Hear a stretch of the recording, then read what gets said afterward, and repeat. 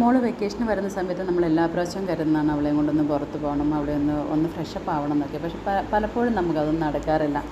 ഇത്തവണ പക്ഷേ നമ്മൾ ചെറുതായിട്ടൊരു ഔട്ടിങ്ങൊക്കെ നടത്തിയിട്ടുണ്ടായിരുന്നു. നമ്മൾ നിലമ്പൂർ തേക്ക് മ്യൂസിയത്തിലാണ് പോയത്.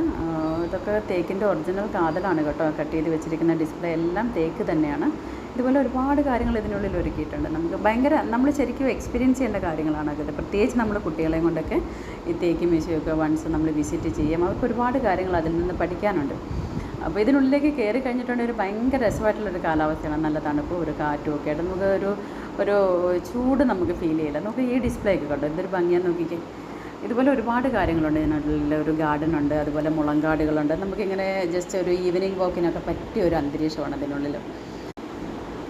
എനിക്ക് ഭയങ്കര രസമാണ് ഇങ്ങനെ നേച്ചർ ഫ്രണ്ട്ലി ആയിട്ടുള്ള ഏരിയയിൽ കൂടെയൊക്കെ ഇങ്ങനെ ഭയങ്കര കുന്നും മലയും കയറാനല്ല, അതെനിക്ക് ഭയങ്കര മടിയാണ്.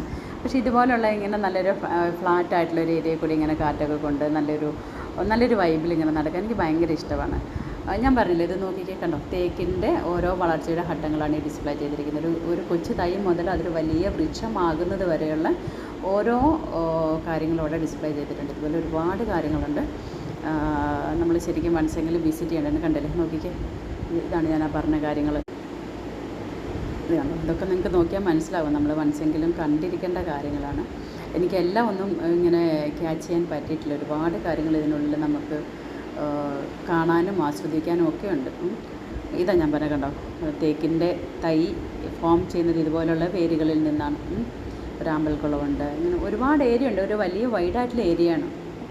അപ്പോൾ ഇത് നിലമ്പൂരാണ്. നിലമ്പൂരിൽ നിന്ന് നമ്മൾ എടക്കര വഴിക്കടവിന് പോകുന്ന റൂട്ടിൽ നിലമ്പൂരിൽ നിന്ന് ഏറ്റവും അടുത്ത, എനിക്ക് തോന്നുന്നു നിലമ്പൂരിൽ നിന്ന് 3, 4, 5 കിലോമീറ്റർ മാക്സിമം ഉണ്ടാവുകയുള്ളൂ തേക്ക് മ്യൂസിയത്തിലേക്ക്. അപ്പം വൺസെങ്കിലും എല്ലാവരും വിസിറ്റ് ചെയ്യുക. നമ്മൾ കണ്ടിരിക്കേണ്ട കാര്യങ്ങളാണ്. Thank you.